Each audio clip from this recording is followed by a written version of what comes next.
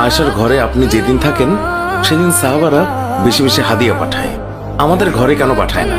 কালকে জুম্মা নামাজের পর ঘোষণা দেবেন সবার ঘরে যেন এক সমান হাদিয়া আসে। নবী বললেন, আমি এটা পারবো না। কে হাদিয়া দেবে, কতটুকু দেবে, এটা কি ইমাম সাহেবের কাজ? ইমাম সাহেবের বাসায় কে কি দেবে সেটা যারা দেবে তাদের ব্যাপার। নবী বললেন, আবু বকরকে সবাই ভালোবাসে, তাই হয়তো ওনার মেয়ের ঘরে আমি যেদিন থাকি সেদিন বেশি হাদিয়া পাঠায়। তোমাদের ঘরে পাঠানোর কথা আমি বলতে পারবো না। বিবিরা বলে, হ্যাঁ পারবেন। একসময় দরজার বাইরে থেকে কে যেন সালাম দিলেন। নবী সালামের উত্তর দিয়ে বুঝতে পারলেন এটি উমরের কণ্ঠ। সে আশেপাশে তাকিয়ে দেখে কোনো বিবি নেই। উমরকে নবীর বিবিরাও ভয় পেতেন, কারণ ওনার বিচার সবার জন্য সমান। ওনার কাছে সবাই সমান, সবার জন্য সমান বিধান। মদ পান করার অপরাধে নিজের কলিজার টুকরো সন্তানকে ৮০টা বেত মেরেছে। এক রাত পেটাতে পেটাতে আহত করেছে, আর এক রাত পেটাতে পেটাতে দুনিয়া থেকেই শেষ করে দিয়েছে। একদিন ওমর রাদিয়াল্লাহু তাআলা আনহু ছেলের মুখে গন্ধ পেয়ে ছেলেকে জিজ্ঞাসা করলেন, তুমি কি মদ খেয়েছো?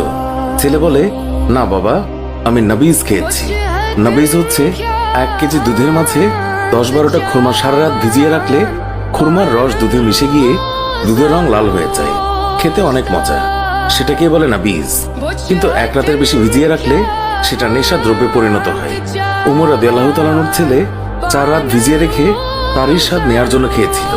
ছেলের মুখে গন্ধ পেয়ে তাকে মসজিদে নিয়ে যায়। তখন জোহরের নামাজ হয়। ওমর তার ছেলেকে মসজিদে নবীর পিলারে বাঁধে। ইমাম সাহেব নামাজের সালাম ফেরানোর পর ওমর রাদিয়াল্লাহু তাআলা আনহু বলেন, নামাজের পর সবাই থাকবেন, গুরুদণ্ড আছে। নামাজের পর হাজার হাজার মানুষ অবাক হয়ে দেখলেন হযরত ওমরের ছেলে পিলারে বাঁধা। অনেকেই ভাবলো হয়তো একটু রাগ ধমক দেখিয়ে তিনি ছেড়ে দেবেন। অনেকেই বললেন ৪০টা বেত প্রহার করবেন। এক একজনের এক এক মন্তব্য।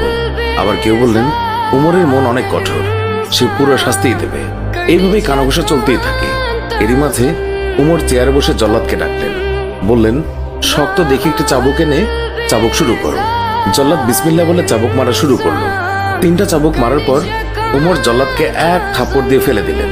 উমর রাদিয়াল্লাহু তাআলা আনহুর কাছে জল্লাদের চাবুক মারা পছন্দ হচ্ছিল না, তাই তিনি নিজেই চাবুক মারা শুরু করলেন। এক একটা চাবুক পরে আর মসজিদের বারান্দা ফোঁটা ফোঁটা রক্তের দাগে ভরে যায়। মদিনায় উমরের চাইতে শক্তিশালী আর কেউই ছিল না।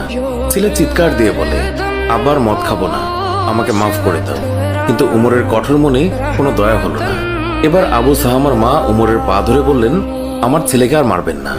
৩০টা বাড়ি মারা হয়েছে, বাকি ৫০টা বাড়ির জন্য আমি এক একটা বাড়ির জন্য একটা করে উট আল্লাহর রাস্তায় সাদগা করব।